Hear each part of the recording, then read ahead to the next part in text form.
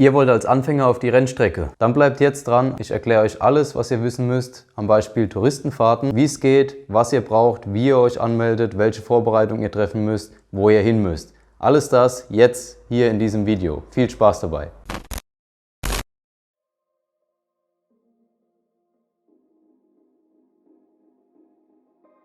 Wer darf denn überhaupt alles auf die Rennstrecke? Darf da jeder hin? Brauche ich einen Führerschein dafür? Sind die Touristenfahrten überhaupt für Neulinge geeignet? Rennstrecke allgemein für Neulinge geeignet?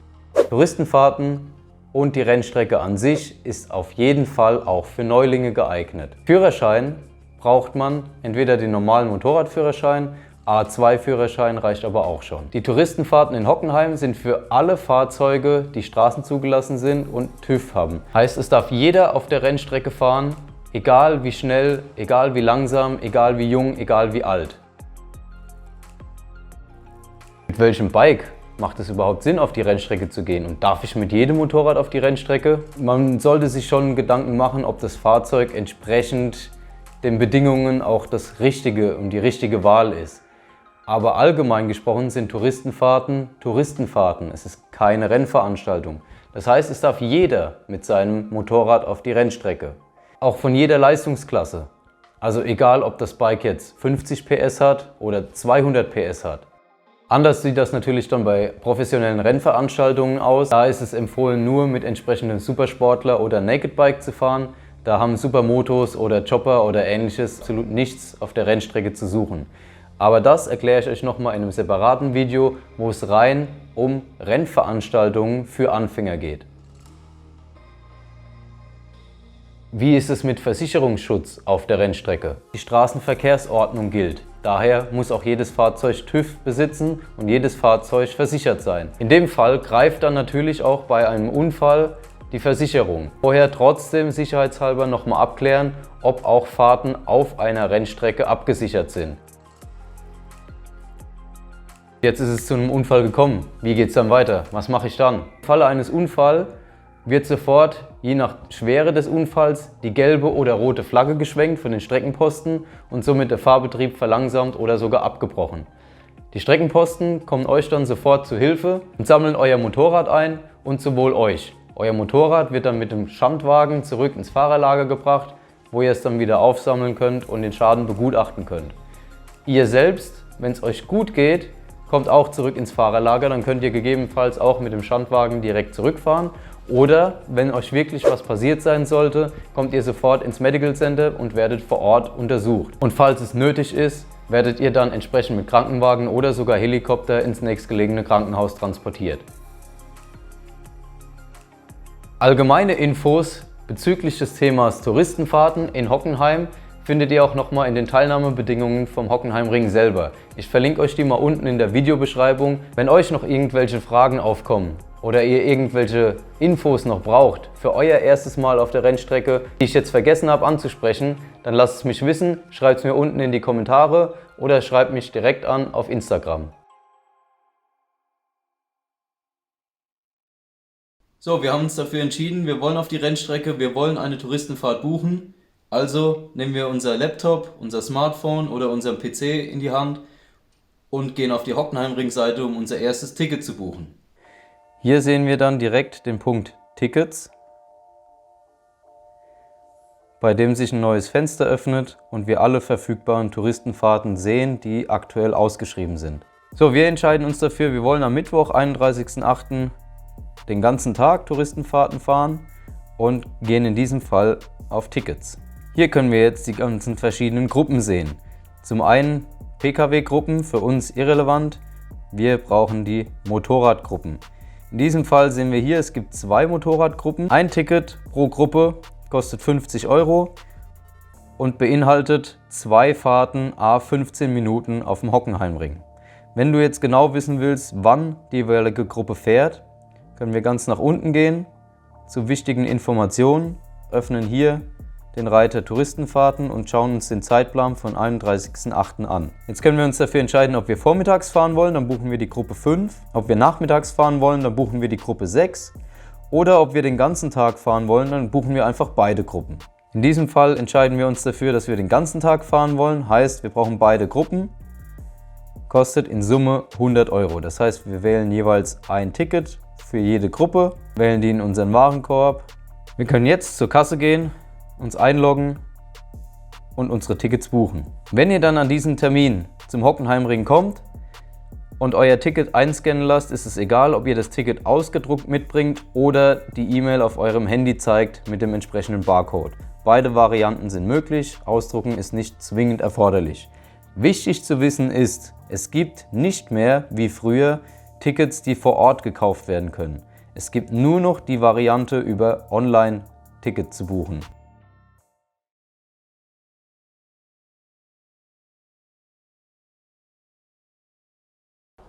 Wichtig bei Touristenfahrten ist, wie vorhin erwähnt, dass das Fahrzeug straßenzugelassen ist und TÜV geprüft ist.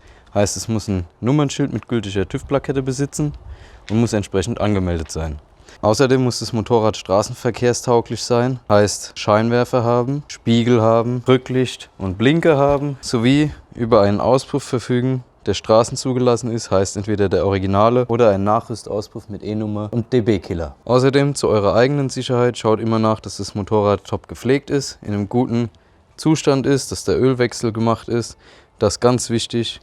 Die Bremsbeläge ausreichend Belag aufweisen, dass die Bremsscheibe gut ist, dass die Bremsflüssigkeit frisch und klar ist und auch ansonsten keine Teile von der Verkleidung abstehen, abfliegen können oder die Kette nicht in einem gepflegten Zustand ist. Außerdem braucht ihr straßenzugelassene profilierte Reifen, die noch ausreichend Profil aufweisen und hierbei ganz wichtig auf den richtigen Luftdruck achten. Im Gegensatz zu eurem Straßenluftdruck müsst ihr auf der Rennstrecke immer etwas Luft ablassen. An Ausrüstung wird auf der Rennstrecke bei Touristenfahrten ansonsten nichts mehr gebraucht.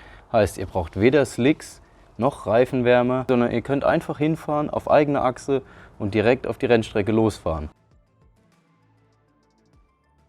Sinnvoll mitzunehmen ist auf jeden Fall immer ein kleiner Rucksack mit genügend Trinken, vielleicht eine Kleinigkeit zu essen und ansonsten optional einen eigenen Luftprüfer, Kabelbinder, Panzertape und vielleicht einen kleinen Ratschenkasten, damit man für die nötigsten Reparaturen gewappnet ist.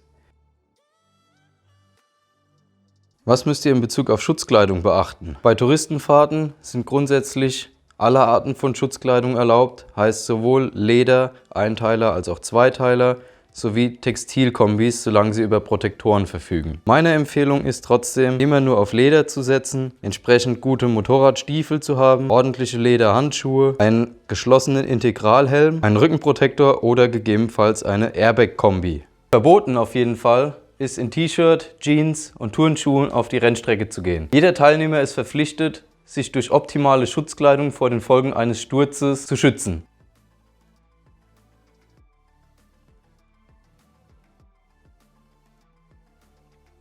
Ihr habt die Möglichkeit, entweder auf eigener Achse anzureisen, heißt ihr kommt mit eurem Motorrad direkt zur Rennstrecke, könnt auf der Rennstrecke fahren und danach auch wieder so nach Hause fahren, oder ihr kommt mit einem Motorradanhänger oder einem Transporter und könnt euch dort entsprechend dann hinstellen und das Motorrad abladen. Die Anfahrt zur Rennstrecke zeige ich euch hier über Google Maps. Könnt ihr mal genauer schauen, ihr fahrt hier über die Brücke drüber, kommt dann an den Eingang vom Hockenheimring, entsprechend an die Schranke. An der Schranke lässt ihr euer Ticket abscannen und bekommt dann entsprechend ein Armbändchen, das ihr bezahlt habt. Dann könnt ihr durchfahren ins Fahrerlager. Das Fahrerlager ist entsprechend, ob auf dem Hockenheimring noch Parallelveranstaltungen sind, entweder im offiziellen Fahrerlager bei der Boxengasse oder alternativ oben an der Mercedes-Tribüne, wo die Drift Area ist.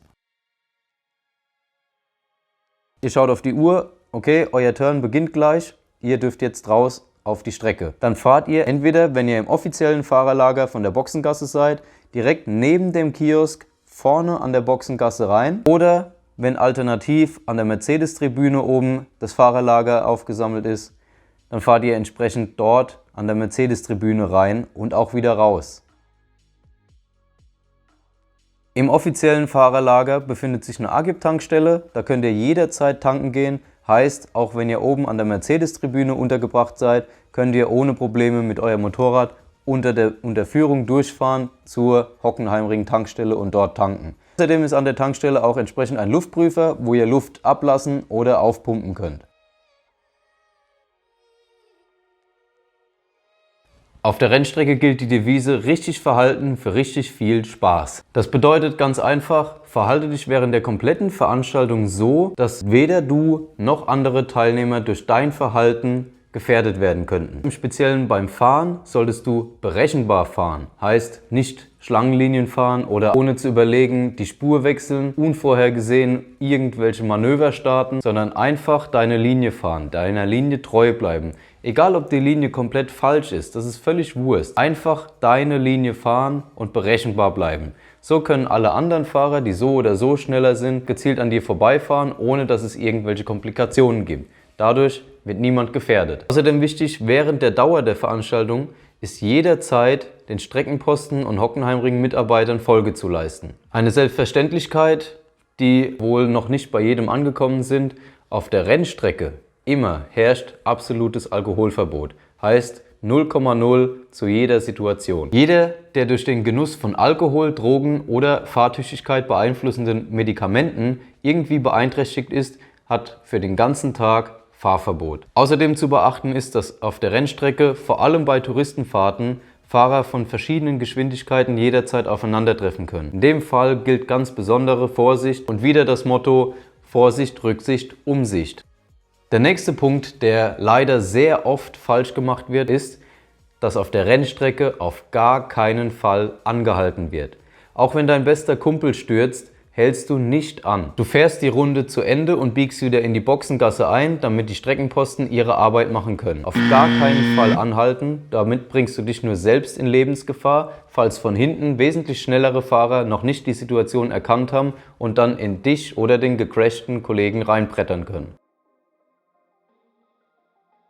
Um die Sicherheit von dir und allen Menschen um dich herum weiterhin zu gewährleisten, gilt auch während der Veranstaltung, dass regelmäßig folgende Sachen immer mal wieder gecheckt werden sollten. Bremse, Beläge, Bremszangen, Befestigung, also Schrauben von der Bremse, Bier an dem Bremshebel, ob auch noch genug Bremsdruck zur Verfügung steht, Räder, alles was mit Rädern zu tun hat, Reifen kontrollieren, Luftdruck, Profil, Achsmuttern, alles noch fest. Immer mal wieder kontrollieren, ist noch alles an Ort und Stelle. Ist die Kette noch ordentlich gespannt? Ist sie irgendwo lose? Ist das Ritzel irgendwie beschädigt? Ist die Kette an sich beschädigt? Passt die Schmierung von der Kette noch? Ölstand, Dichtigkeit vom Motor. Schaut immer mal wieder unten alles ab oder irgendwo Öl austritt. Das gleiche gilt übrigens auch für Kühlflüssigkeit. Allgemein immer mal wieder Sichtprüfung machen. Steht irgendwo die Verkleidung ab? Sind irgendwelche Schrauben weggeflogen? Muss irgendwas mal mit Panzertape oder Kabelbinder wieder festgezogen werden?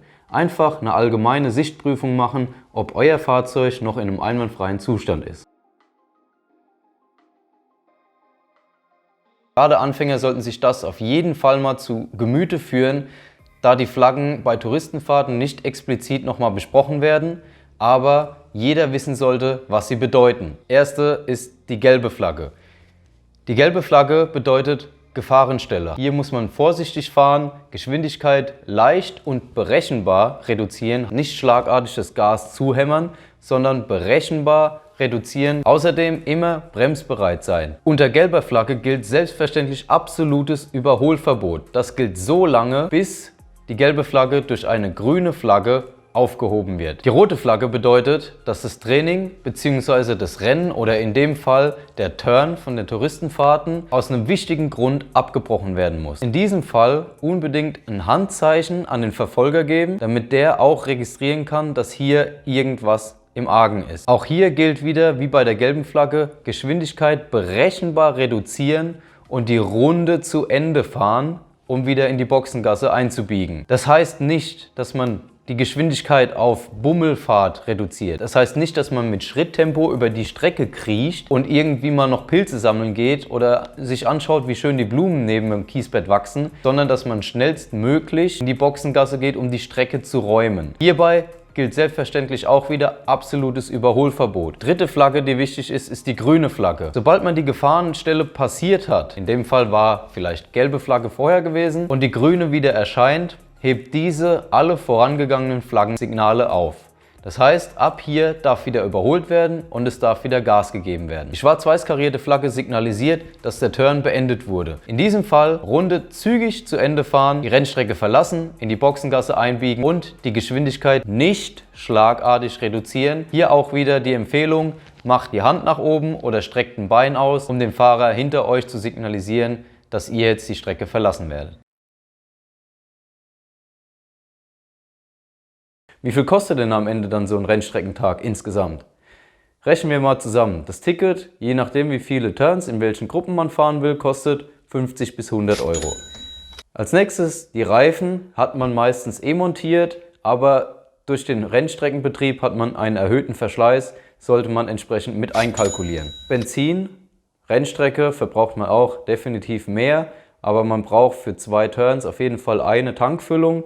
Wenn man 4 Turns fährt, entsprechend 2 Tankfüllungen. Hier können wir also, was Benzin angeht, ungefähr mit 60 bis 80 Euro für einen Tag rechnen. Als letztes bleibt natürlich noch Verpflegung, Essen, Trinken. Das ist sehr individuell, kann jeder für sich festlegen. Ich würde jetzt einfach mal pauschal 20 Euro dafür ansetzen. Heißt, alles in allem liegen wir ungefähr bei 150 bis 200 Euro für einen Rennstreckentag. Ich denke, dass es relativ vertretbar ist. Natürlich ist es ein teurer Sport, den wir uns hier ausgesucht haben, aber für das erste Mal Rennstreckenerlebnis ist es absolut vertretbar.